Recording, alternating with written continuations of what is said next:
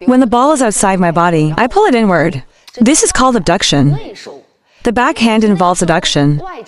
What teacher Xiaohao wants to summarize with everyone is the issue of in-recollection. First, what is it? Then, it's right in front. It can't be collected back. It doesn't come in too much. It's a key point where you can't generate power. Look at the exaggerated way I do it. Receive, flick. Doesn't this create power? This is why you can't generate power. Because you're here, and not receiving, flicking. There's no space, yes? You see, backhanding is harder than forehanding. Indeed, it's hard to generate power with the backhand. The space is indeed too limited. I'm not sure if everyone has more power with the forehand. But I feel like generating power with the forehand is relatively easier, which gives it more movement. The backhand is restricted by the space available, and it can't extend beyond that. The space is gone, so you have to work on your backhand. Just this big movement. How can I generate power? I think we should have covered this topic tonight. But there are many factors involved. Let me first share with everyone, yes? It's about fellow players. For example, your backhand stroke. It should leave a distance of 1 forearm, right? You see, 1, 2. When you want to generate power, bam, pull it back. Hit it out, pull it back. If you don't pull back, it really won't bounce, right? Without loading power, how can you generate power? It exerts force throughout. If you start from here, it ignores the half court. That's it. The power of the half court is established. It's really hard to find the resultant force. It's too difficult, so the backhand stroke must be executed in reverse. Many people say that as soon as I execute, I get countered. You see, for example, many players say, we are playing normally. Being on the receiving end, missing the ball means being outplayed, right? Can we generate power with this shot? We need to look for the right opportunity to make the right move, right? What kind of ball can generate power? For example, if it suddenly comes at a half high, you give me a half high ball. See, this can work. Because it's high and slow, you can fully draw back your racket. Originally, you two were already in a rally. The speed is already very fast, see? Then, I draw back my racket again. This is a situation I just had with the net. The backhand results in a net error during the match. The rest are all countered effectively. That's how it leads to a net error. The opponent's baseline shot comes to you. When you're countering with a backhand, you pull back, and the ball applies pressure on you. There's no space left, so it can't arc up. Yes, that's why it goes into the net. Some people are confused. It's because you're under pressure. You need to adjust based on your opponent's incoming ball, because you don't need to move your feet for the backhand. So when you're in a rally on the backhand, you need to know what action to take for each shot. When it comes to the forehand, you need to protect your forehand, know how to move your feet, and understand how to counter and retract. Many players reach for the forehand. For example, show me a few. Everyone, look, I don't move my feet. Many players know they should move their feet, but they can't pull back their arm. The action can't be completed. This is your forehand issue. What about your backhand? You must maintain a solid backhand position. You need to know when to use different backhand techniques. For instance, you send me a few multi-balls. Backhand stance. Okay, I'll play normally. When we are facing each other, when he plays fast, give me a faster ball. I'll make my movement smaller. I'm on the defensive. He's making an attack. He's attacking me. I need to minimize my movement. When he's up mid-height and slow, I can initiate the shot, initiate the shot, initiate the shot, to launch an active attack. Yes, it requires adjustments. Not every shot needs to be the same motion, the same rhythm. If you make a play with any ball, it will turn out like this. Everyone, for instance, if I hit a backhand, and then suddenly a fast ball comes, you will feel eager. Yes, you'll be countered immediately. Then suddenly a slow ball comes. For example, you counter it, right? Can't counter, disrupt the rhythm. I can't find the ball. So, in your backhand stance, you should position yourself here to strike. Because during this backhand rally, there are plenty of opportunities. You first need to adjust your backhand technique based on the opponent's incoming shot. For example, if the ball comes to your left, what should I do if he plays slowly? What should I do if he is faster than me? What should I do in a deadlock? How do I respond to him with standard techniques? I think the backhand is more crucial for us. You must adjust based on the incoming ball and modify your own actions. Yes? He adjusts according to the opponent's shot, and I respond with my own technique. You just want the simplest method, which is to have us check against each other. When he is fast, you can't just solve the problem by stepping back. No, by the end he is completely exhausted. He doesn't play like a forehand. He can still loop wide. In the end, it just becomes a high ball, right? Just lift it up. It's just that no matter how fast his ball is, you stand here. You can make your movement smaller.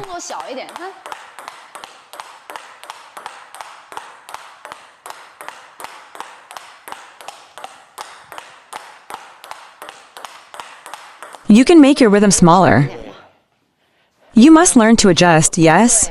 If his ball suddenly comes at you, you have to adjust immediately and then suddenly. For example, this ball, after you apply pressure on him, you have the opportunity. You can take it with your hand. You can start to apply force. Then you have to counterattack, right? Many people learn the technique, but they can't use it in a match. This technique isn't suitable to use at the right moment. You have to use it. We need to make adjustments. He will make mistakes. This also relates to power. For example, if someone gives you a forehand, if he sends you a slow ball, you need to see if he gives you a fast ball. Isn't that our issue, right? I just managed to handle it. Do you think there's an issue with the power in the stroke? He can generate power normally as well. But because his ball speed is fast, if you generate power, you just won't be able to keep up. Look at this stroke. It's valid. It's correct, right? The action hasn't changed. Many of the mistakes aren't due to issues with your technique, but rather with your decision-making. Using the same technique and rhythm for all shots. That's not acceptable. They won't make adjustments. Most players are like this. You see, with topspin, there are different types of spins. The spin varies based on the specific action applied. In topspin, it relies on both speed and a landing point. Many players, for instance, when I give them a backhand, their body is already out of position. You see, it's still like this. Then you ask, can you handle this kind of ball like this? Very stable. Then you create a situation where you can confront him. That makes sense.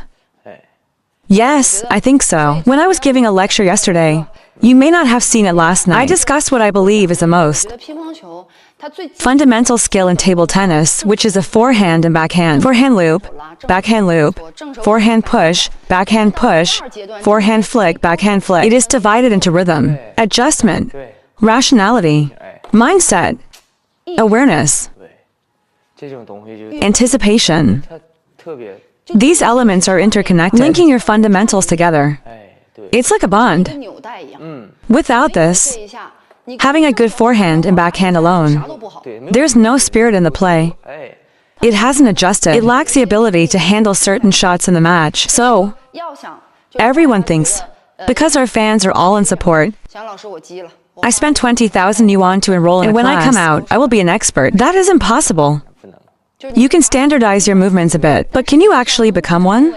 Can you control the ball? We don't always want to be experts, right? The key to whether everyone can control the ball lies in what Teacher Han said. For example, the method we discussed today, what I just mentioned about the backhand, it is a type of adjustment we make during matches.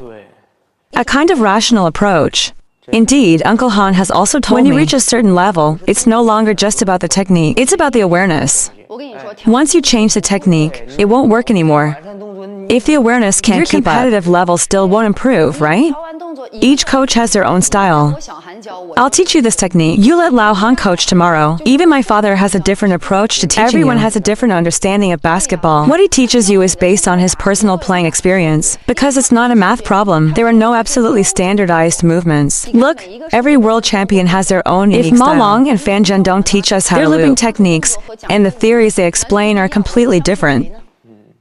Who do we think is right? Well, that's hard to say. It's difficult to determine, but I believe the overall action framework, for instance, the forehand power I mentioned earlier, will influence your power and affect your stability. Yes, the fundamental issues need to be addressed. For instance, a skilled player might say, you serve to me with this type of ball. He generates power with this particularly fast ball. In this case, he will be at a higher level than you. So, what about those who are slightly less skilled? This type of ball generates power. Then I still apply force on the fast ball. This doesn't make sense. So, do you think both of their actions have issues? There's no problem, right? He can't claim his forehand is weaker than his.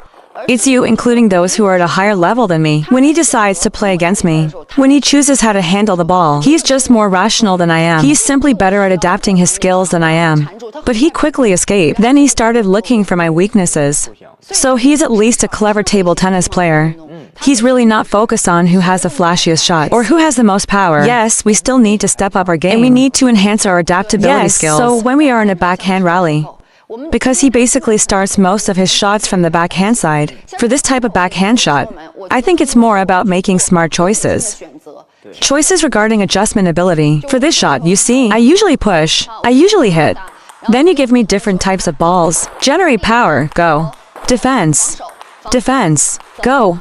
Apply force. Most of the time, we train the skill. In this way, I won't lose my backhand. You give me fast, give me slow. I have the ability to handle it, yes? Then use a backhand on the serve. Look for opportunities. Capitalize on mistakes. For example, you can take advantage of his errors while playing. Because the backhand stroke structure is limited, it's hard to take the initiative. You can only say I focus on the serve. I don't make mistakes, he makes mistakes. This is the way to win the game. You have to rely on him. You can't keep applying pressure. The result will always be your mistake. Keep applying pressure. All the risks are on you. Yes, that's too risky. We only apply pressure when we are very confident. Let me give you an example. My backhand shot. If I stumble and then walk normally, I might put some force into this ball. If he is just a bit faster, in that case, I wouldn't choose to apply force. It's all about being particularly stable. It's about finding the right moment. This ball for me, in a somewhat passive situation, I'll go first. Then I'll negotiate with him. I don't want all the balls. I want him to be in a position where I can actively generate power. Even the world champion can't do that. We need to be reasonable. It has to be relatively reasonable. Relatively reasonable. Okay, I think everyone needs to adjust their backhand skills. You will develop spin. What kind of spin? What kind of technique? After mastering this skill, he will be more stylish than you in his movements. Where the swing goes, these will still be beneficial because many will participate in competitions. When competing, your choices will be more rational. Aim higher. If you hit 6 out of 10 balls and you hit 10 out of 10 balls, there's a chance you made a mistake. I believe that by doing this, we can improve and handle long balls. This is indeed very important. If you understand, give me a thumbs up. If you understand, give Teacher Han a thumbs up. You're not paying attention to my points. Friends who are following should give Teacher Xiaohan a thumbs up. Got it. So how do we usually practice? Let me break it down. All right. Now, let's show everyone how to practice. Thank you, Po5. I really appreciate it. No, I've just noticed that this teaching has improved, friends. The mutual growth in teaching is truly very important. So we need to go out in July and meet more fellow players, more situations, more examples. Isn't that right? The more you watch, it's like you're living there, right? Every time we go live, those haters below, chattering, each person with their own style. That's right. It was meant to be. No matter how similar they are still different. So, watch more and learn from them. Look at Coach Han. He has the confidence to improve. Because my progress in the sport is no longer relevant, Xiao Han doesn't participate in commercial competitions. Just a coach, yes. I am no longer a former player. My previous achievements meant everything to me. Now, teaching is everything to me. I can help more players improve their skills. Now it's about identifying problems. Because most amateur players come to Xiao Han, I have a solid foundation. I can only help everyone identify issues, solve problems, and be more efficient. So, I am confident that my teaching skills will continue to improve. Everyone must also have confidence. The version of me from the 2021 live stream. If I were to rate myself, I thought I did really well back then. Now that I'm watching it, during the live stream, I feel like I've improved, at least by 50%. Back then, you were teaching everyone from a professional perspective, right? I remember a hater once said, "This girl always tries to turn old folks into national team players. Teach to become a world champion." At that time, I was really angry with her. Now, I realize she was right. Just like how we need to play more strategically, more and more logical, depending on the type of ball. There are various teaching methods. At different levels, there are different coaching techniques. So, I hope my fellow players, we must not be like what that player said. Even a strong arm can't fix everything. I don't want it to be this way. I hope every player, regardless of whether we're 60 or 70, even if I'm just pushing, I want to push well. Even if I only know one forehand technique, practicing my forehand for half an hour every day. I want to become a player in the hall who is consistent, scientific, and has good rhythm and coordination. Yes, that's very important. Now, let's talk about how to practice the backhand. How do you practice with your partner? It's just the two of you practicing your backhand. When you two are playing together, try to cover half of the table. First, the first 10, start with light shots. Just use 50% power. This shot is off. 50% power. 5, 6, 7, 8, 9, 10. Then I'll add more power. Okay, then I'll reduce the power. You don't need to discuss who will apply more power first, and who will reduce it. Anyone who wants to apply force can do so. Yes, you can train him, and he can also train you. The first 10 ensure you practice the characteristics and feel of the shot. 2, 50 is fine. Just don't lose it after a while. 9, 10, then apply force. Oops, sorry, I didn't apply force. Apply force, then I'll reduce force. Then he applied some power. Yes, then I decreased the power. Then I applied power again. We go back and forth like this during practice. Cool. All your incoming shots are floating. They all move like this. They all float in this manner. So when we are receiving, when you practice with this ball, you focus more on actively generating power and using it effectively. But you must ensure to respond correctly within the first 10 shots. Because if you can't respond correctly, you might lose the first point and ultimately decrease your chances. Because there are many mistakes when applying force. For example, when I apply force, he can't defend. Both players are just wasting time. Indeed, time is wasted on reducing the ball. Isn't that right? So we practice with all types of balls. So when we practice, you see 1, 2, 3, 4, 5. Come on, apply some force. Okay, I will practice my defense. I need to generate more power. I need to generate more power. I need to generate more power. Generate power. Generate power. Locate the ball. Generate power. This requires a lot of practice. This really helps train your positioning. The two players shouldn't always play at the same tempo. Because in a match, there are unpredictable moments. We always play a rhythmic shot. You are only capable of executing this type of shot. Read more about table tennis on my blog, PingSunday.com. Get free ebook and coaching advices. See you in the next video.